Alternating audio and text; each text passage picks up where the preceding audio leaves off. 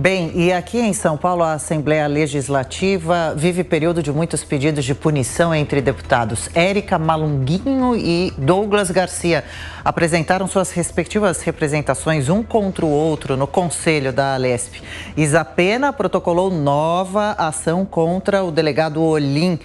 Repórter João Vitor Rocha, como vão ser feitas as análises de esses tantos casos, hein?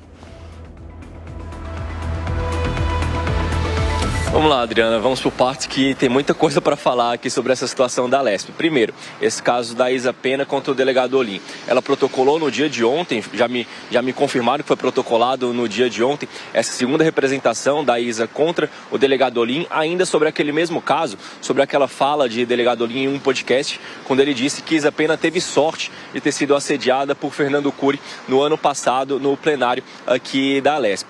A Isa Pena já havia protocolado uma primeira ação contra o delegado Olim sobre essa fala no mês passado, mas há cerca de 15 dias, 2 semanas, essa representação foi derrotada, a admissibilidade no Conselho de Ética aqui da Alesp, por 6 votos a 4, porque os deputados que votaram contrários disseram que existiam alguns vícios jurídicos. A Isa perdeu então e agora representou uma segunda vez. Eu conversei com a Isa Pena no dia de ontem e ela me revelou que a expectativa dela é que a derrota de 6 a 4 que ela teve há 2 semanas seja revertida. Ela me revelou que o deputado Barros Munhoz, que foi um dos que votou contrário à admissibilidade, já conversou com ela, eles já se acertaram e vai dar um voto favorável. Então, o 6 a 4 deve ficar um 5 a 5 se todos os parlamentares votarem do mesmo modo que votaram na primeira representação. Com esse 5 a 5, com empate, o voto decisivo seria da deputada Maria Lúcia, que é a presidente do Conselho. Eu conversei com a deputada Maria Lúcia também no início da semana e ela também me sinalizou que seria favorável à admissibilidade desse processo contra o delegado Olim. Então, a expectativa é que agora essa segunda representação da Isa Pena dê continuidade a esse processo contra o delegado Olim. Aí, qual vai ser a pena vai depender do Conselho, né?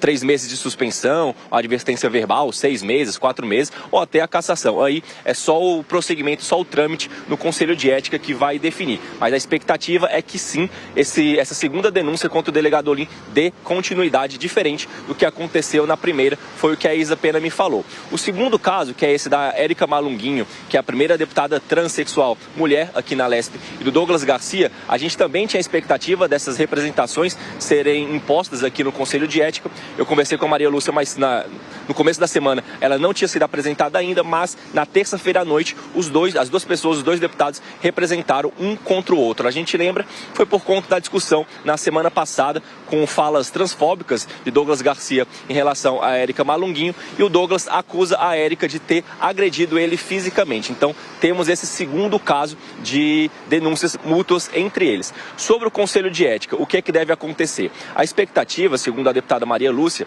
é que na terça-feira ou quarta da próxima semana fosse feita uma reunião para analisar a admissibilidade daqueles processos da semana passada da Mônica Seixas contra o Wellington Moura e o Gilmar Santos, quando ela foi chamada de louca e o Wellington Moura falou que colocaria um cabresto na sua boca.